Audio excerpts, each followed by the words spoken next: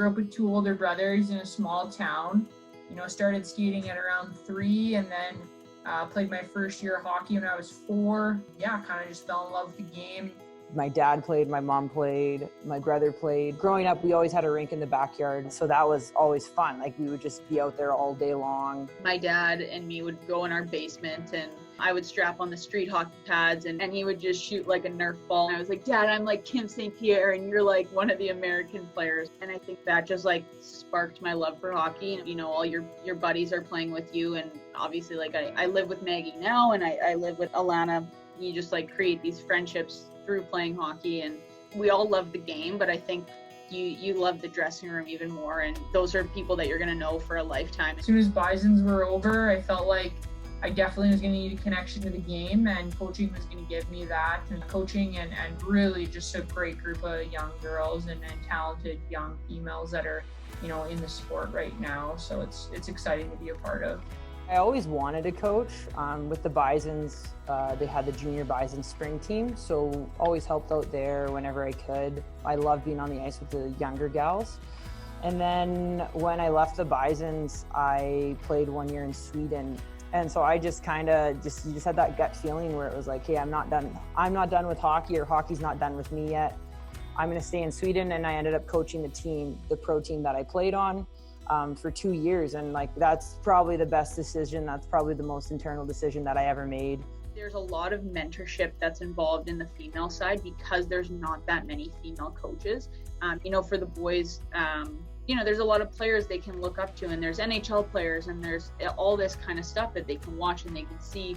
Where on the female side, it's like, oh, a female playing elite hockey, this is so cool. This person's my coach, and they play here, and it's somewhere where I want to play, and it's just cool to see how far kids come, not only on the ice but like personally as well. There was never a time where anyone in the group wasn't able to be accepted for who they were, or maybe even who they were when they came to the team. So just a very open group of people who always wanted to be there to support you no matter what. If you're going to invite people over, it was always open invite. If you're going to have something, you have to host the whole team.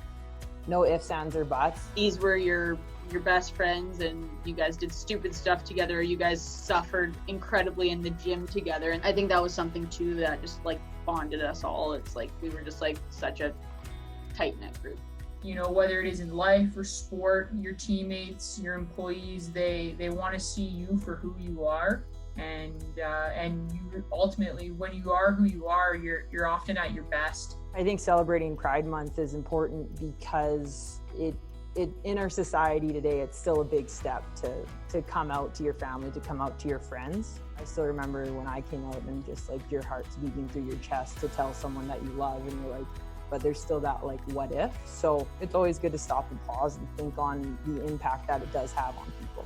For me, telling my parents, I was in grade 10, and it was something I had known for years already. And my teammates and stuff at the time, those were the people that knew first, right? Like my friends and my closest teammates and whatever. And it was just something that it wasn't a big deal, and it was just like normal. Like everybody had boyfriends, and I had a girlfriend at the time. Celebrating Pride Month is just knowing that you're gonna be accepted. Being able to be, sure of who you are and share that is really important.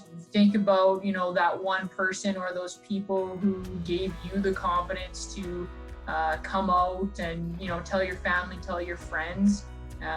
Without those people, we can stay quiet a really long time. But, for sport, what I would like to see is, continued things like this, right? Celebrating pride. One of the steps that I think would be huge is obviously having an NHL player feel comfortable coming out. And I think that would be a big step for hockey overall.